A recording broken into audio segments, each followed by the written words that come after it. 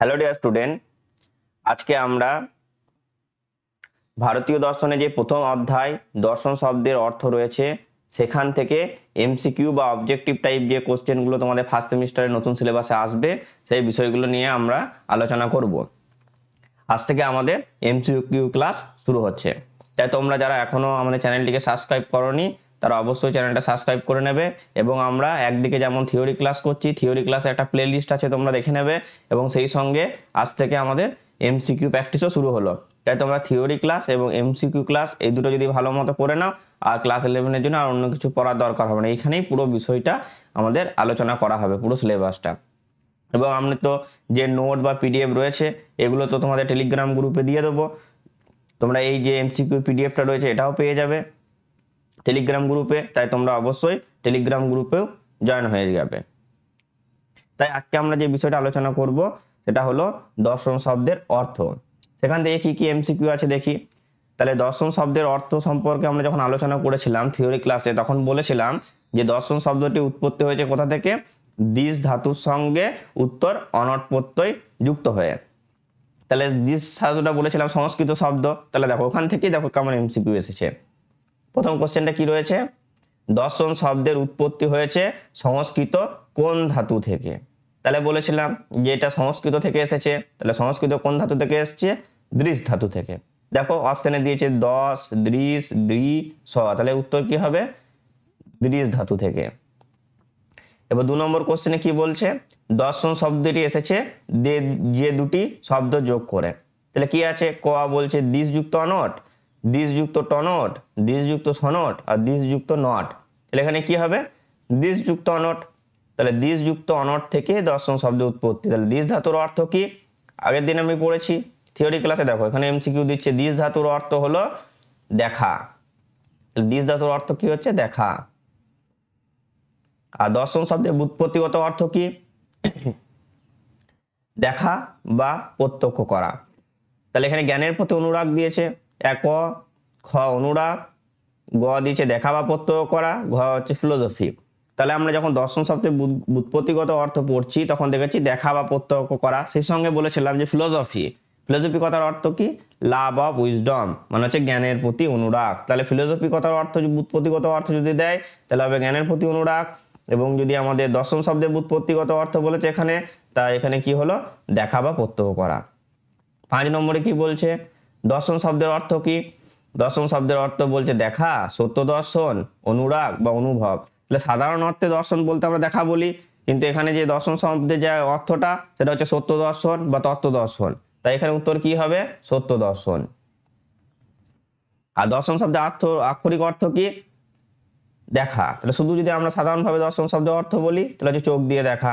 আবার যখন বলবো যে সেটা কি ফিলোসফিক্যাল দিক থেকে অন্তর্দর্শন বা সত্যকে দেখা। তাই এখানে আক্ষরিক অর্থ যখন বলবে তখন কি হবে? শুধু দেখা বা চোখ দিয়ে দেখা যেমন আছে। আর যখন বলবে দর্শন শব্দের শুধু অর্থ কি, তখন হবে সত্য দর্শন। তাহলে জগৎ ও জীবন সম্পর্কে যথার্থ উপলব্ধি করা, এটা কি? দর্শনের অর্থ, দর্শনের প্রকৃত অর্থ, বেদের অর্থ, দর্শনের অর্থ নয়। তাহলে দেখো জগৎ ও জীবনকে যথার্থভাবে জানা, মানে সত্যকে দর্শন করা, তত্ত্বকে দর্শন করা, রিয়ালিটিটাকে জানা, যেটাকে যেমন সেইভাবে সেটাকে জানা। আমরা যেমন দড়িকে দেখে সাপ ভাবে মনে করি, সেটা কি হয়? অযথার্থ জ্ঞান। কিন্তু যথার্থ কি? যেটা যেমন, মানে দড়িকে দড়ি বলেই জানা, এই ধরনের যে জ্ঞান। তেমন জগৎটা যেমন সেইভাবে যখন আমরা যথার্থভাবে জগৎটাকে জানতে পারবো তখনই সেটা কি হবে? দর্শন বা দর্শনের প্রকৃত অর্থ এটাই, জগৎ জীবনকে যথার্থভাবে উপলব্ধি করা। দার্শনিক হলেন কি? 8 নম্বর কোশ্চেন, দার্শনিক হলেন যিনি জ্ঞানী। শুধু জ্ঞানী হলে কি তাকে দার্শনিক বলবো? বা পাণ্ডিত্য ব্যক্তি, গুরুজন, না সত্যদ্রষ্টা বা তত্ত্বজ্ঞানী? তাহলে দর্শন থেকে দার্শনিক এসছে, দর্শন নিয়ে যারা আলোচনা করছেন তারাই হচ্ছে দার্শনিক। তাহলে দর্শনের অর্থ কি? সত্যদ্রষ্টা বা সত্য দর্শন বা তত্ত্বজ্ঞান লাভ করা। তাহলে যিনি দেখাচ্ছেন পথটা তিনি দার্শনিক। তাহলে সত্যজ্ঞান বা তত্ত্বজ্ঞান কিভাবে লাভ করবো সেটা কে দেখাচ্ছেন? দার্শনিক দেখাচ্ছেন। তাই সত্যদ্রষ্টা বা তত্ত্বজ্ঞানী হচ্ছেন দার্শনিক। তাহলে এখানে কি হলো? দার্শনিক কিনি সত্যদ্রষ্টা বা তত্ত্বজ্ঞানী। এবার দেখো দার্শনিকগণ কি? দার্শনিকগণে বলছে নিরন্তর সত্যের অনুসন্ধান করেন, তথ্যের অনুসন্ধান করেন, পূজা অর্চনা করেন, জ্ঞান অর্জন করেন। চারটে অপশন দিয়েছে, তাহলে কি দর্শনের সঙ্গে রিলেটেড কি সত্য দর্শন বা তত্ত্ব দর্শন, তাই এখানে কি হবে নিরন্তর সত্যের অনুসন্ধান করেন। তাহলে আমরা দেখলাম তথ্য তো নিয়ে কাজ করে না, তাই দর্শন হচ্ছে সত্য দর্শন বা তত্ত্ব দর্শন, তাই এখানে সত্য রিলেটেড এখানে হচ্ছে, তাই এখানে নিরন্তর সত্যটাই হবে। তথ্য নিয়েও আলোচনা করে না, পুনরার্চনা পূজা অর্চনাও করে না বা জ্ঞান অর্জন তো করে, কিন্তু এখানে সত্য জ্ঞান অর্জন করে, যথার্থ জ্ঞান অর্জন করলে তো হবে না, তাই এখানে নিরন্তর সত্যের অনুসন্ধান করেন এটা হবে। তারপর দেখো ভারতীয় দার্শনিক সত্যকে নিজের জীবনে প্রতিষ্ঠা করেন ইন্দ্রিয় সংযমের মাধ্যমে, চিত্তবুদ্ধির মাধ্যমে, নৈতিক কঠোর অনুশাসনের মাধ্যমে, উপরোক্ত সবকটির মাধ্যমেই। তাহলে অ্যান্সার কি হচ্ছে এখানে উপরের সবকটির মাধ্যমে। তাহলে দার্শনিক যারা হবেন তারা চিত্ত শুদ্ধি করতে হবে, ইন্দ্রিয় সংযম করতে হবে এবং তার সঙ্গে নৈতিকতা মেনে চলতে হবে। তাহলে দেখো ইন্দ্রিয় সংযম, চিত্তশুদ্ধি এবং নৈতিক কঠোর অনুশাসনের মাধ্যমে, তাহলে এই তিনটেকে যখন তারা পালন করবে তবেই তারা সত্যকে দর্শন করতে পারবে বা নিজের জীবনে সত্যকে প্রতিষ্ঠা করতে পারবে। হয়তো সেই ইন্দ্রিয় সংযম করলো, চিত্তশুদ্ধি করলো, অনৈতিক কাজকর্ম করে বেড়ালো, তাহলে কি তার সত্যকে প্রতিষ্ঠা হবে? হবে না।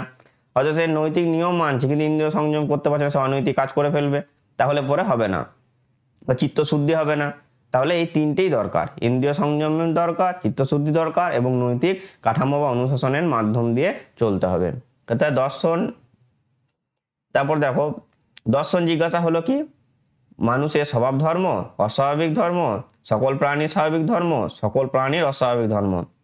তাহলে দর্শন যে, তাহলে আমরা তো সকলে যখন এই জগতে এসেছি তখন আমরা কি এই ঘটনাটা কেন ঘটছে বা এই বিষয়টা কেন হচ্ছে, এই ধরনের একটা জিজ্ঞাসা আমাদের মনের মধ্যে সবসময় প্রশ্ন কাজ করে। যেহেতু মানুষ একটা বুদ্ধিবৃত্তি সম্পন্ন জীব, তাই মানুষের সবসময় এই বিষয়টা কাজ করে যে কেন ঘটনা ঘটছে, কোথায় কি হলো, এই ধরনের মানুষের একটা জানার ইচ্ছা থাকে। তাই এই দর্শন জিজ্ঞাসা সেটা হচ্ছে বা সত্যকে জানার যে ইচ্ছা সেটা হচ্ছে মানুষের স্বাভাবিক ধর্ম, মানুষ স্বভাববশতই সেটা করে থাকে। তারপরে দেখো এই যে 12 নম্বর কোশ্চেনে কি রয়েছে, দর্শন হলো আধ্যাত্মিক উপলব্ধি। একথা কে বলেছেন? ডক্টর সর্বপল্লী রাধাকৃষ্ণান। তাই দর্শন হলো আধ্যাত্মিক উপলব্ধি, কে বলছেন? ডক্টর সর্বপল্লী রাধাকৃষ্ণান। তারপরে ভারতীয় দর্শন বলতে কি বোঝায়? একই কোশ্চেন আবার, সত্য দর্শন, মিথ্যা দর্শন, পরোক্ষ দর্শন, অপরোক্ষ দর্শন। আমরা আগেই পড়লাম ভারতীয় দর্শন হচ্ছে সত্য সঙ্গে রিলেটেড, সত্য বা তত্ত্ব, তাই এখানে আনসার হবে সত্য দর্শন। সাধারণ বা লৌকিক মতে দর্শন বলতে বোঝায় কি? সাধারণভাবে কি বলছে? সাধারণভাবে বললেই বললাম দেখা বা প্রত্যক্ষ করাকে বলা হয়। শোনাকে তো দর্শন বলে না, কাজ করাকেও দর্শন বলে না, মোক্ষ লাভ করাকেও দর্শন বলে না, তাহলে কি হবে? ইন্দ্রিয় প্রত্যক্ষ বা দেখাকে। ভারতীয় দর্শন ও পাশ্চাত্য দর্শন এই শব্দ দুটি সমার্থকবোধক? সমার্থকবোধক নয়। দৃষ্টিভঙ্গি দিক থেকে সাদৃশ্য রয়েছে? কোনোটি নয়, এগুলো সমার্থকবোধক নয়। আমরা আগে ক্লাসে বলেছি পার্থক্যটা, যে দর্শন এবং ফিলোসফির মধ্যে পার্থক্য রয়েছে। যেমন কি বলেছিলাম যে পাশ্চাত্য দর্শন যেটা আছে শুধুমাত্র জগতে কিভাবে সৃষ্টি হচ্ছে এইসব বিষয় নিয়ে বেশি আলোচনা করে, তাদের মধ্যে যে আধ্যাত্মিকতা এইসব বিষয়গুলো নেই, তাই পাশ্চাত্যে ফিলোসফি কথাটা ব্যবহার হয় এবং ভারতে দর্শন কথাটি ব্যবহার হয়। এবং পাশ্চাত্য দর্শন এবং ভারতীয় দর্শনের মধ্যে বেশ কিছু পার্থক্য রয়েছে, সেগুলো আমরা থিওরি ক্লাসে আলোচনা করেছি। তোমরা যারা এখনো ক্লাসটি দেখোনি সেগুলো দেখে নেবে, তারপর এমসিকিউ গুলো প্র্যাকটিস করবে, তাহলে পুরো বিষয়টাই ক্লিয়ার হয়ে যাবে তোমাদের। আর এগুলো মনে রাখবো করে রাখতে হবে না, তোমরা অটোমেটিকই এগুলো উত্তরগুলো পেরে যাবে। তারপরে কি রয়েছে? ফিলোসফি শব্দের ব্যুৎপত্তিগত অর্থ কি? আগে বলেছি ফিলোসফি শব্দের ব্যুৎপত্তিগত হচ্ছে কি লাভ অফ উইজডম বা জ্ঞানের প্রতি অনুরাগ, জ্ঞানের প্রতি অনুরাগ। আর দর্শন শব্দের অর্থ কি ছিল? সত্য দর্শন বা তত্ত্ব দর্শন। তাহলে দর্শনের প্রকৃত অর্থ কি? আবার একই কোশ্চেন, পরম সত্যকে দেখা বা উপলব্ধি করা। তাহলে দর্শন শব্দটি হচ্ছে কিসের সঙ্গে রিলেটেড? সত্যের সঙ্গে বা তত্ত্বের সঙ্গে। ফিলোসফি এবং দর্শন শব্দের উৎস এক, অর্থ এক, উৎস এক নয়। কেন এক নয়? দর্শন এসছে সংস্কৃত শব্দ দৃশ ধাতুর সঙ্গে অনৎপ্রত্যয় যুক্ত হয়ে, আর ফিলোসফি এসছে গ্রিক শব্দ ফিলোস এবং সোফিয়া থেকে, তাই তাদের উৎসটা আলাদা, একটা হচ্ছে গ্রিক, একটা হচ্ছে সংস্কৃত। ভারতীয় দর্শনের উদ্দেশ্য কি? ভারতীয় দর্শনের সত্য, তত্ত্ব, সত্য বা তত্ত্ব উপলব্ধি দুটোই, সত্যকেও লাভ করি তত্ত্বকেও লাভ করি, তাই কেউ সত্য করবে না বা তত্ত্ব করবে না, সত্য বা তত্ত্ব উপলব্ধি দুটোই হবে। দর্শনের তত্ত্ব বলতে কি বোঝায়? তত্ত্ব বলছে বোঝানো হচ্ছে যথার্থ জ্ঞানকে।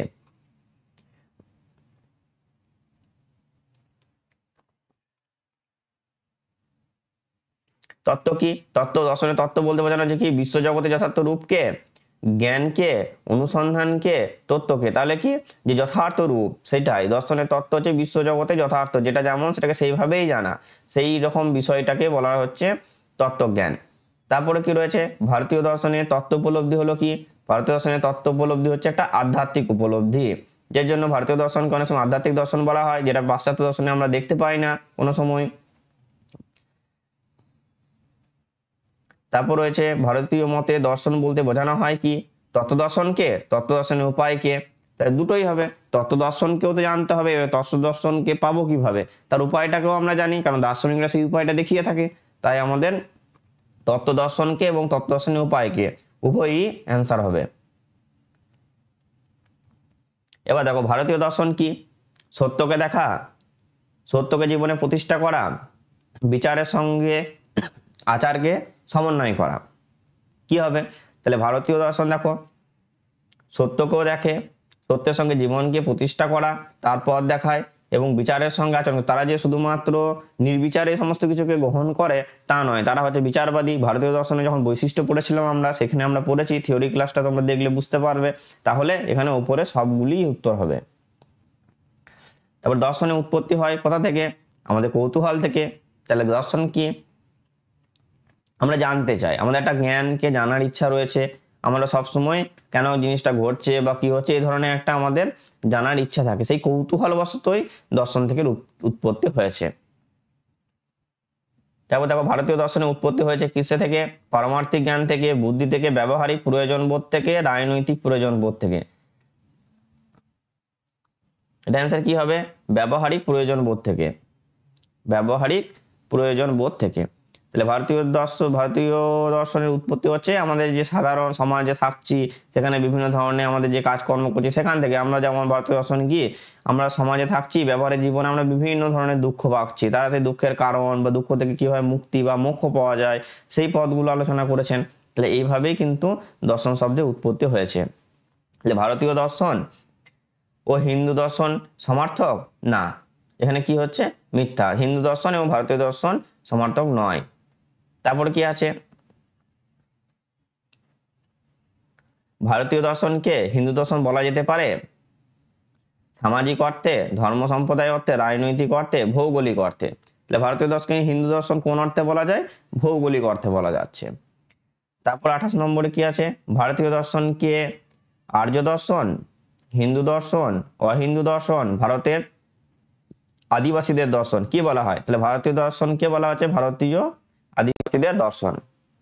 ভারতীয় দর্শন হচ্ছে ভারতীয় আদিবাসীদের দর্শন। এবার ভারতীয় দর্শনের সত্যের যে দিকের উপর জোর দেওয়া হয় তা হলো কি? অনুসন্ধান, ব্যবহারিক উপলব্ধি। তাহলে ভারতীয় দর্শনটা হচ্ছে ব্যবহারিক কেন্দ্রিক, তাই হচ্ছে কি ব্যবহারিক জীবনের বিষয় থেকেই তার উৎপত্তি। তাহলে কি হবে? এটা ব্যবহারিক উপলব্ধি। কোন দার্শনিক ভারতীয় দর্শন বলতে ভারতীয় সকল দর্শন সম্পর্কে বুঝিয়েছেন? তেনার নাম হচ্ছেন মধ্বাচার্য বা মধ্বাচার্য। তাহলে তিনি একটা বেদান্তিক। কোন দার্শনিক ভারতীয় দর্শন বলতে ভারতীয় সকল দর্শন সম্প্রদায়কে বুঝিয়েছেন? এটা হচ্ছে মধ্বাচার্য। এবং দর্শন শব্দের ইংরেজি প্রতিশব্দ কি? ফিলোসফি। তাহলে আমরা জানি দর্শনকে ইংরেজিতে কি বলি? ফিলোসফি। ফিলোসফি একটা কি শব্দ? আমরা জানি ফিলোসফি একটা ইংরেজি শব্দ। গ্রিক ফিলোস শব্দের অর্থ কি? অনুরাগ, আগেই পড়েছি। তাহলে ফিলোস তো কোথা থেকে এসছে? আগে বললাম গ্রিক শব্দ থেকে ফিলোসফিটা এসছে। কি? ফিলোস এবং সোফিয়া। সোফিয়া কথার অর্থ কি? জ্ঞান। সোফিয়া কথার অর্থ কি? জ্ঞান। আর ফিলোস কথার অর্থ কিছু অনুরাগ। তা ফিলোসফির অর্থ হলো জ্ঞানের প্রতি অনুরাগ। জ্ঞান, অনুরাগ এবং জ্ঞান এই দুটোকে একত্র করে কি বললাম? জ্ঞানের প্রতি অনুরাগ। দর্শন শব্দের সংকীর্ণ অর্থ কি? সাধারণভাবে আমরা কি বলি? যে দেখা। দর্শন শব্দের ব্যাপক অর্থ কি? ব্যাপক অর্থ হচ্ছে সত্য উপলব্ধি, শুধুমাত্র দেখা নয়, তত্ত্বকে দর্শন বা সত্যকে দর্শন। ভারতীয় দর্শনের লক্ষ্য হলো কি? বিস্ময় নিরসন, আচরণ নিয়ন্ত্রণ করা। ভারতীয় দর্শনে দুটোই দেখা যায়। একটা হচ্ছে বিস্ময় নিয়ন্ত্রণ, মানে আমাদের যে ধরনের কৌতূহল রয়েছে সেইগুলো, কৌতূহল বশত যে প্রশ্নগুলো আসে সেগুলো সমস্যা সমাধান করা। এবং আচরণ নিয়ন্ত্রণ করা আচরণ, কারণ সেখানে এথিক্স নিয়ে আলোচনা করা হয়। সেখানে শুধুমাত্র এমন নয় যে একজন মানুষের প্রতি একজন মানুষ কিরকম আচরণ করবে সেই বিষয়টা দেখা হয়, সেখানে একজন মানুষের প্রতি একজন মানুষ যেমন আলোচনা হয় তেমনই একজন মানুষ কোনো মনুষ্যতর যেমন হচ্ছে পশু পাখি তাদের ওপর কেমন আচরণ করবে সেই বিষয়টাকেও আলোচনা করা হয়। পাশ্চাত্য দর্শনের লক্ষ্য হলো কি জ্ঞান তৃষ্ণা নিবৃত্তি করা, তাহলে জ্ঞান তৃষ্ণা নিবৃত্তি করা হচ্ছে পাশ্চাত্য দর্শনের লক্ষ্য। পাশ্চাত্য দর্শন সত্যের যে দিকের উপর জোর দেওয়া হয় তা হলো অনুসন্ধান। আমরা কিন্তু অনুসন্ধানের দিকে বেশি জোর দিই, ব্যবহারিক উপলব্ধির থেকেও আমরা অনুসন্ধানের দিকে জোর দিই পাশ্চাত্য দর্শনে। আর ভারতীয় দর্শনে কি ব্যবহারিক উপলব্ধি বা ব্যবহারিক যে কোশ্চেন গুলো আছে তার উপর জোর দেওয়া হয়। আর ভারতীয় দর্শনের দৃষ্টিভঙ্গি কি রূপ? ব্যবহারিক। তাহলে পাশ্চাত্য দর্শনটা হচ্ছে অনুসন্ধান কেন্দ্রিক, ভারতীয় দর্শন হচ্ছে ব্যবহারিক কেন্দ্রিক। পাশ্চাত্য ফিলোসফির উৎপত্তি হয়েছে কোথা থেকে? বিস্ময়বোধ থেকে। আধ্যাত্মিক অশান্তি এবং ব্যবহারিক প্রয়োজন বোধ থেকে উৎপত্তি হয়েছে ভারতীয় দর্শনের। তাহলে আধ্যাত্মিকতায় যখন আসবে, আধ্যাত্মিকতায় এলেই ভারতীয় দর্শন। পাশ্চাত্য দর্শন সমাজ দর্শনের কোনোটাই হবে না। ভারতীয় দর্শন যে আধ্যাত্ম কেন্দ্রিক, আধ্যাত্মিক অশান্তি ব্যবহারিক প্রয়োজন বোধ থেকে উৎপত্তি হচ্ছে ভারতীয় দর্শনের। পাশ্চাত্য দর্শনের উদ্দেশ্য তত্ত্ব চর্চা, আর ভারতীয় তত্ত্ব চর্চা এবং চর্যার সমন্বয় দেখা যায় ভারতীয় দর্শনে। তাই এখানে শুধুমাত্র পাশ্চাত্য দর্শনে কি তত্ত্ব চর্চা, সত্য ও তত্ত্বের চর্যা কোন দর্শনের উদ্দেশ্য? দেখো ভারতীয় দর্শনে। তাহলে চর্চা এবং ভারতীয় দর্শনের যে বৈশিষ্ট্য পড়েছিলাম সেখানে আলোচনা করেছি। ভারতীয় দর্শন হচ্ছে চর্চা এবং চর্যার সমন্বয়। এখানে ভারতীয় দর্শন হবে যে সত্যের চর্চা ও চর্যা কোন দর্শনের উদ্দেশ্য? ভারতীয় দর্শনের। তত্ত্বের আলোচনাকে কি বলা হয়? চর্চা। এবং চর্চা কথা অর্থই হলো জানা। তাহলে এখানে কি তত্ত্বের আলোচনাকে বলা হচ্ছে চর্চা এবং চর্চা কথার অর্থ হলো জানা, চর্যা কথার অর্থ হলো করা। তাহলে কোনো কিছু জানছি সেটা চর্চা, কোনো কিছু করব সেটা চর্যা। চর্যা হলো কি তত্ত্বলব্ধ জ্ঞানানুশাসনের জীবন পরিচালনা করা। তাহলে এটা করছি আমি, যে তত্ত্বটা আমরা জানলাম সেই অনুসারে আমরা জীবনটাকে পরিচালনা করব, যা জানছি তত্ত্বগুলো সেইটাকে অ্যাপ্লাই করছি জীবনে, এটাই হচ্ছে চর্যা। পাশ্চাত্য দর্শনের মূল উদ্দেশ্য কি? বৌদ্ধিক চর্চা। ভারতীয় দর্শন চর্চার মূল উদ্দেশ্য হলো মানব সত্তার সামগ্রিক উন্নতি সাধন। তাহলে পাশ্চাত্য দর্শনে কি করা হচ্ছে? বৌদ্ধিক যে চর্চাগুলো করা হচ্ছে সেইগুলো আলোচনা করা হচ্ছে আমাদের। আর ভারতীয় দর্শনে কি মানব সত্তা সামগ্রিক উন্নতি সাধন। তাহলে মানব জীবনকে মানব কেন্দ্রিক একটা দর্শন, মানব সমাজের যে সার্বিক কিভাবে উন্নতি সাধন করা হয় সেই নিয়ে ভারতীয় দর্শনের বেশি আলোচনা করা হয়। আর ভারতীয় দর্শন চর্চার মূল উদ্দেশ্য কি? মানব সত্তার সামগ্রিক উন্নতি সাধন। আজকে আমরা 50টা কোশ্চেন আলোচনা করলাম। পরের যে ক্লাসটা আসবে সেখানে আমরা বাকি আরো 50টা আলোচনা করব। তোমরা এই এমসিকিউ গুলো ভালো করে বাড়িতে প্র্যাকটিস করবে এবং যে থিওরি ক্লাসগুলো রয়েছে আমাদের সেগুলো ভালো করে দেখবে। তাহলেই তোমরা যে ফার্স্ট সেমিস্টারে তোমাদের যে এমসিকিউ বেস প্যাটার্ন বেস যে এক্সাম হবে সেখানে আর কোনো অসুবিধা হবে না। তাই আমাদের চ্যানেলটিকে অবশ্যই সাবস্ক্রাইব করবে এবং পরের ক্লাসে আবার আমরা বাকি যে এমসিকিউ গুলো আছে সেইগুলো আলোচনা করব।